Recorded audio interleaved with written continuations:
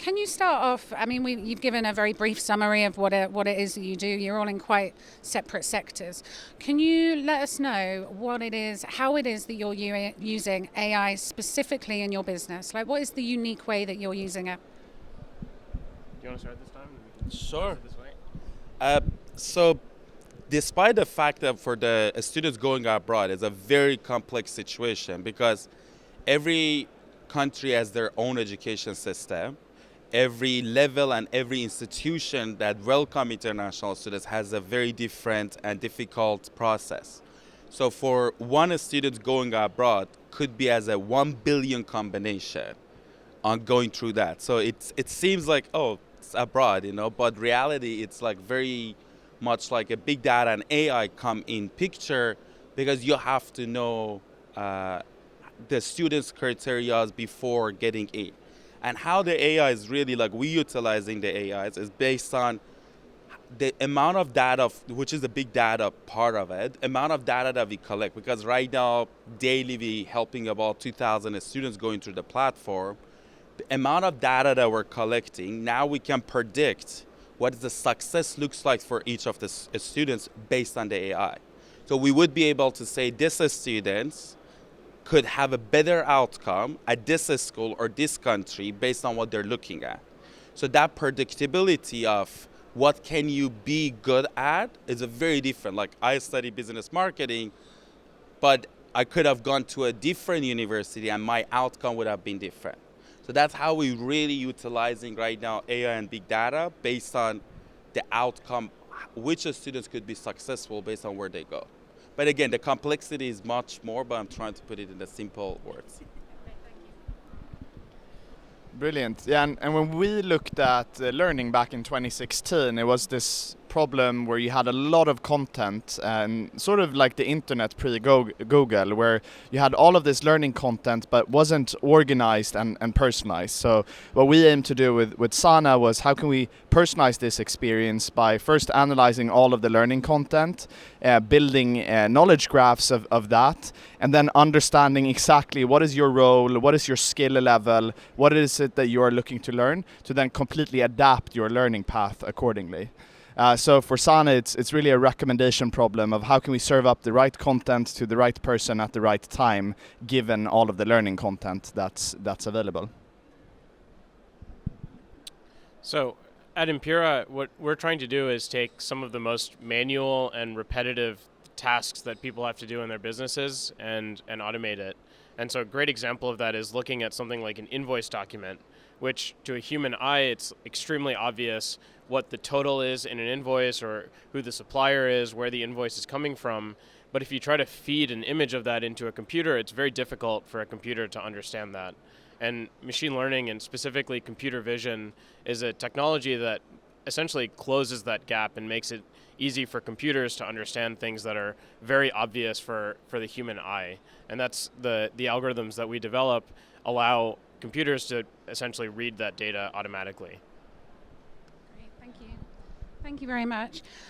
So you've brought up the issues of kind of big data and machine learning as well. Obviously, it's all very connected with AI. AI can't work without it. But we're speaking specifically about the AI element today.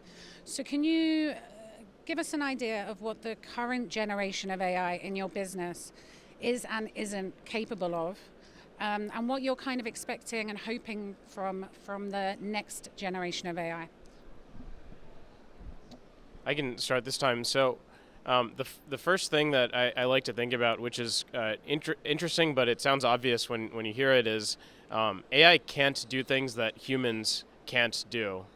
So if it's very difficult for a human to do something, it's very difficult or impossible for an AI model or machine learning model to do it.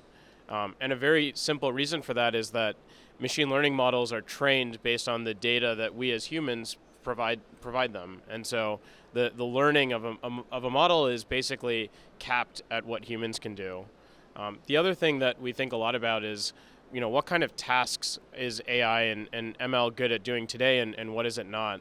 The easiest way I like to think about it is things that your eyes and ears can do models have become very good at doing, and prior to 2010 that was not the case. So that, a lot of the revolution that you hear about in machine learning is essentially that technology coming to life. But models are not good at doing the kind of reasoning that humans can do with data. And so acting on that information and thinking through it logically and explaining why they're making decisions the way that they are is very difficult. A good example of that is machine learning models have become very good at helping to play games like chess, but it's very difficult to understand if you ask a machine learning model why it made a certain move, why it actually made the move in the first place. Yeah, I would just echo that. Not sure how much I have to add, but maybe adding the specific context of Sana. Something that we're currently exploring a lot is content generation, which is really intriguing in the setting that you wouldn't only recommend content, but you would also generate content based on what has a highest likelihood of being engaged with. And I think we're currently at the stage where natural language processing is getting there. It's not quite yet at that quality, but there you could actually create personalized learning content that's completely generated to your context, to your level, etc. So that's something that I'm personally very intrigued by. I don't think I can much add, so let's go to the next. I don't know, We'll give you the spotlight. No, that's great. But so, I mean, you made a really good point there. Like AI can't do anything that humans can't do at the moment. But looking at how fast things are developing and the kind of research and development that's happening at the moment, do you foresee a time when artificial intelligence can go beyond human intelligence? Super interesting question. I would say, based on the technology that we have today, there's no chance. That everything that's happened, I'd say, especially over the past 5 years, is a continuation of the innovations that make eyes and ears work really well. And now the technology can adapt faster. It can learn about new kinds of images faster. It can learn about new kinds of language faster. But it really can't do things that it couldn't do before. I keep using double negatives. There's been very little fundamental innovation in expanding the reach of what models can do. Now, personally, do I think that that will always be the case? No. I think there's unlimited potential for the human mind to create innovation, but I think there's quite a bit of fundamental innovation that will be required to move beyond where we are today.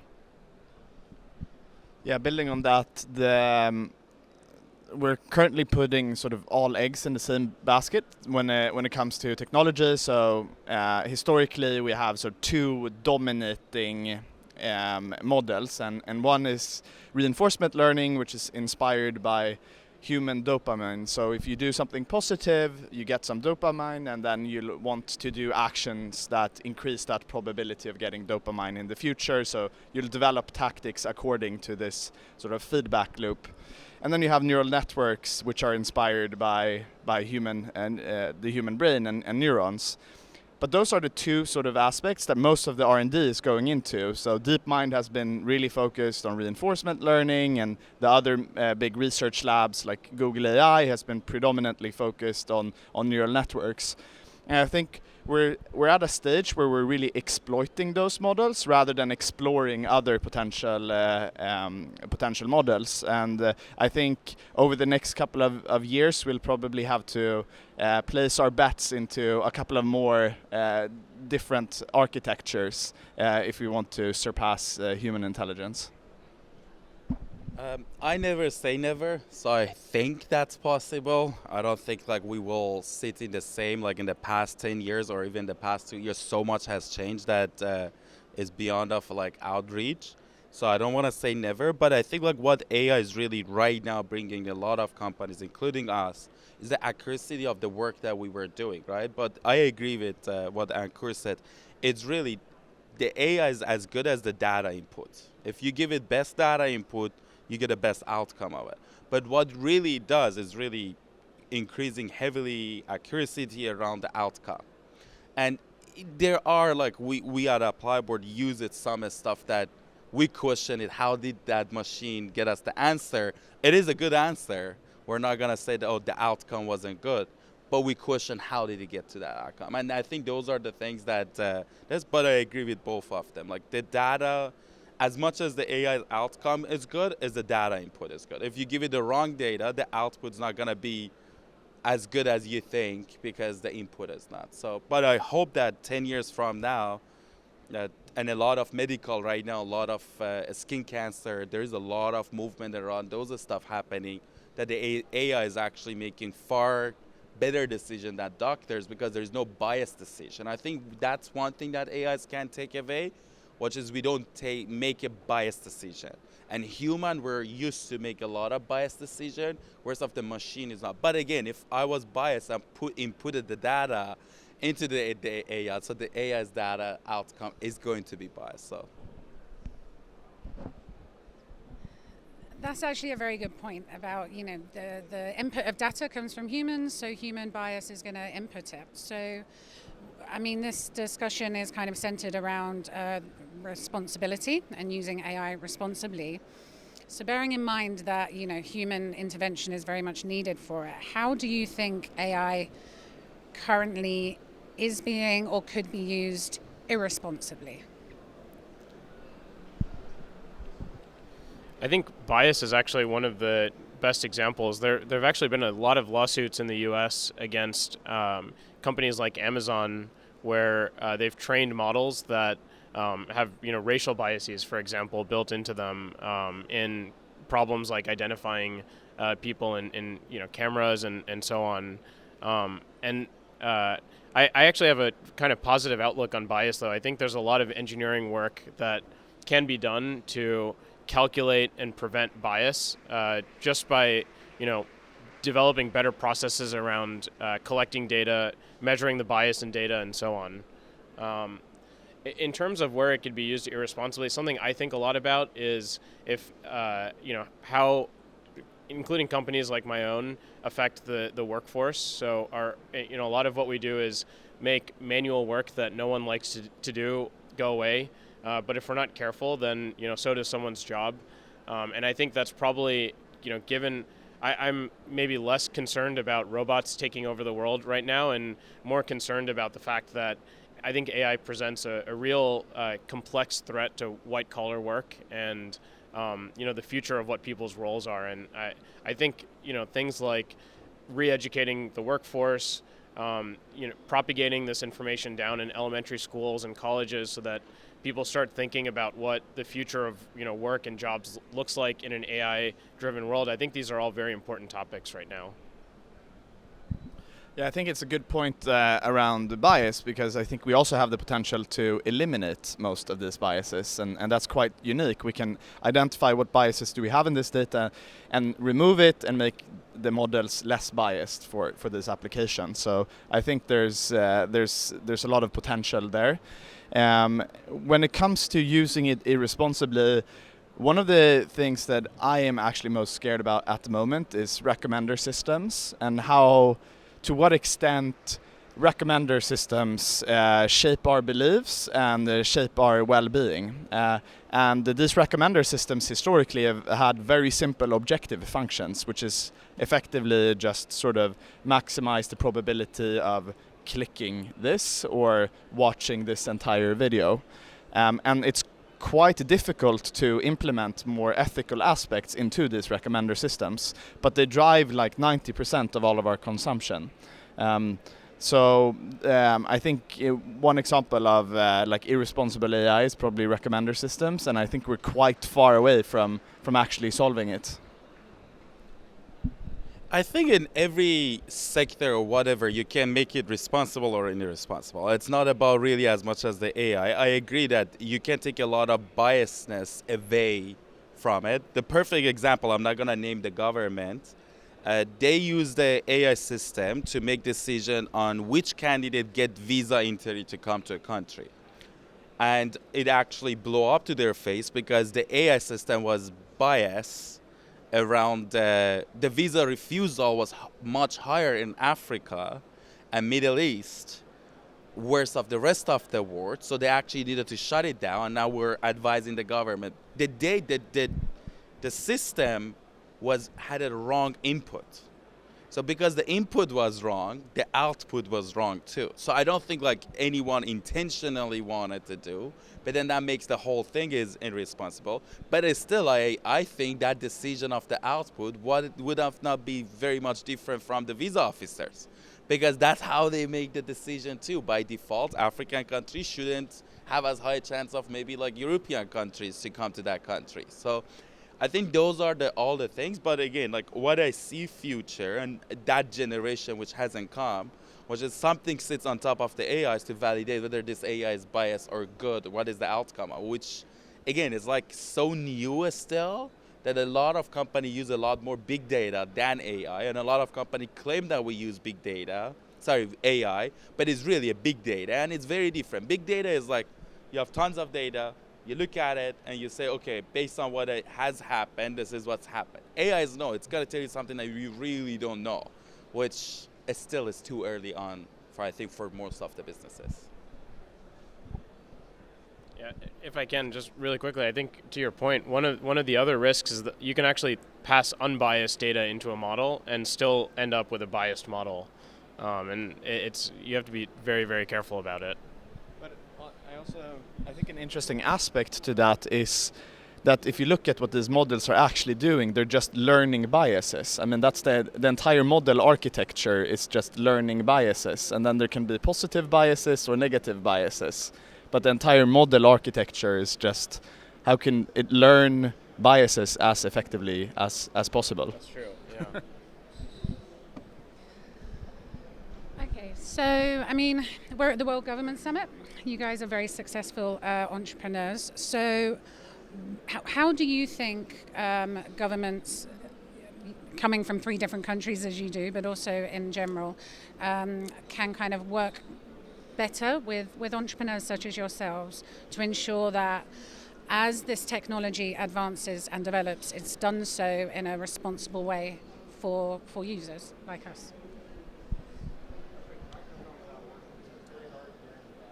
Yeah, it's not supposed to. It's for the recording, but if you can't hear us, we'll talk loudly. Did you hear the question? Do you want me to? No, okay.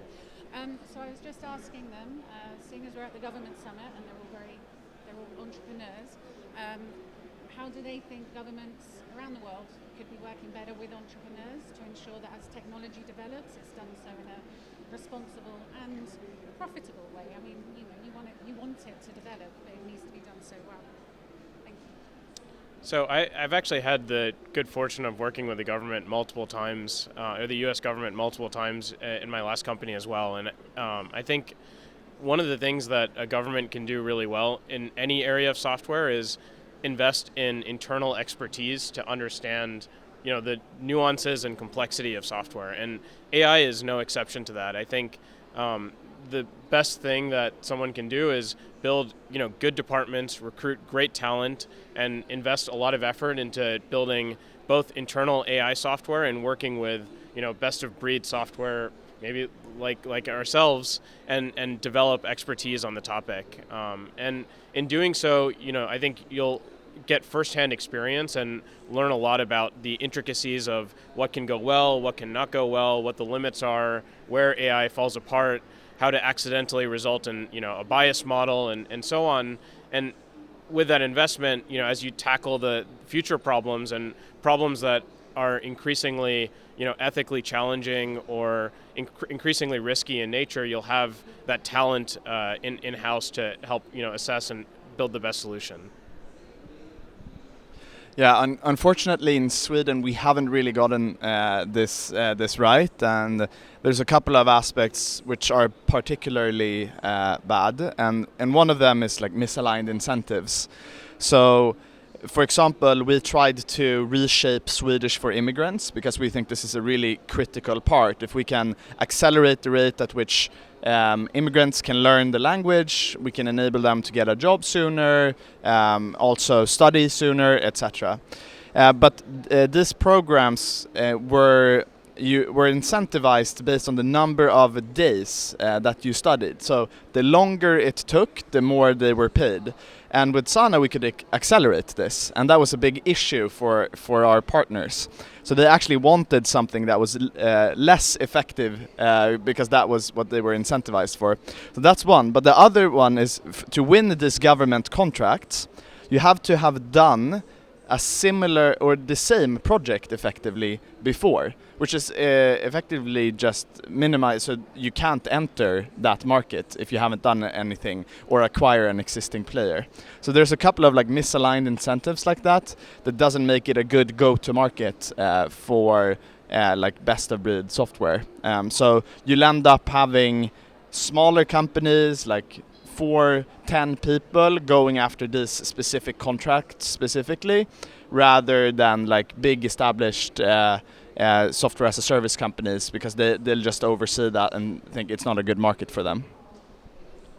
I think if we want to be real, none of the government's doing a good job. I actually was surprised that UAE has a Minister of AI. Like in North America, IDATs don't know we have such a thing called Minister of AI, right? So, yeah, like seriously, I don't think like this. I think all governments really reductant on what has been done for the past 50 years. We're gonna do the same things, and I've been in a lot of governments talk. Like they're trying to invest in the companies. They're trying to provide a lot of incentive. But I think like sometimes the whole government system needs to be shaken up. Again, Canada's government's been extremely supportive of us. We have done tons of projects with them. But the outcome is never like, as someone that is hungry, as someone that is entrepreneurs, young, the outcome is never enough, right? We want to do more because we know that we can do more. But there is a lot of red tapes through the process that can't get done. But again, like I was very surprised that like here they have a Minister of AI, and I think it's needed. I think like it's something that actually creates some topics around it, some talks around it, that you can like see what are the outcomes of it, or how government can use AI as a whole system. But if you don't have the department to focus on it, then it's always a second topic to come. We're running out of time, so I want to ask, does anyone from the audience have any questions they'd like to put to the panel? I have a question. Yeah.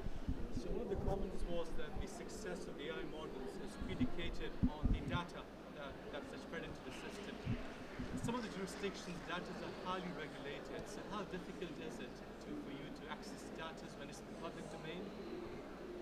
For us, it's easy because you don't need the PI data of the students. As an example, I don't need to know your first name, last name, date of birth to make a decision what the outcome you have.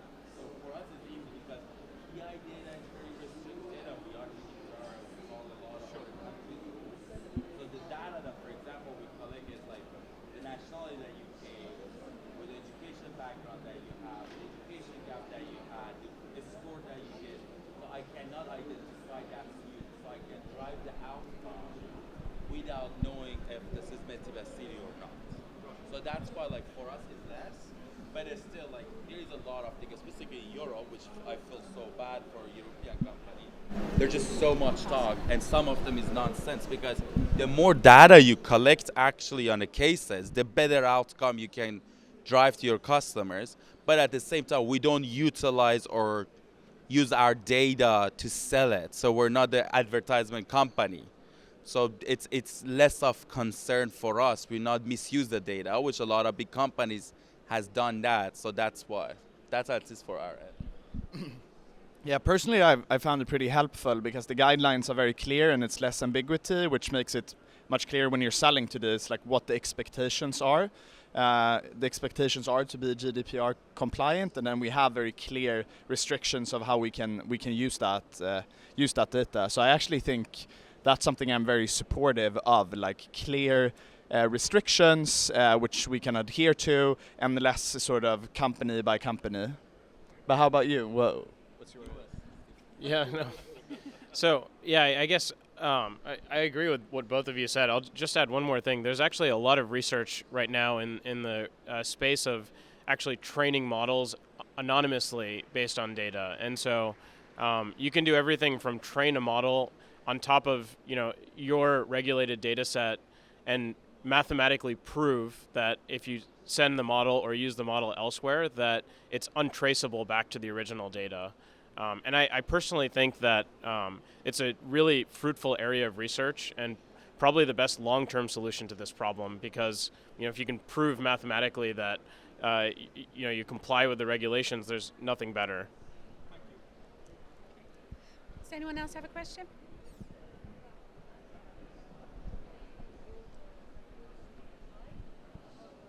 That's my favorite question ever. So I'll just repeat the question. She asked, does the amount of data make accuracy high? I think the rule of thumb is there are certain problems that unless you have a lot of data, you will not do a good job at. So very common example, if you're trying to develop a self-driving car, you need lots and lots and lots of examples of different street signs and cats on the street and dogs on the street and those kinds of things. I think the fallacy in machine learning, though, is if you throw more data at the problem, will you actually solve something that's not currently solvable? And the answer is no. There are a lot of problems, like in our world, the high volume data machine learning models are very good at converting things like pixels into text and understanding, again, what human eyes can do, but they're completely different, something called symbolic models that encode logic that might only require one or two examples to learn from. And there's no number of examples you can throw at a different model that will actually help it learn those things. And so it actually really varies on the problem whether more data is helpful or not.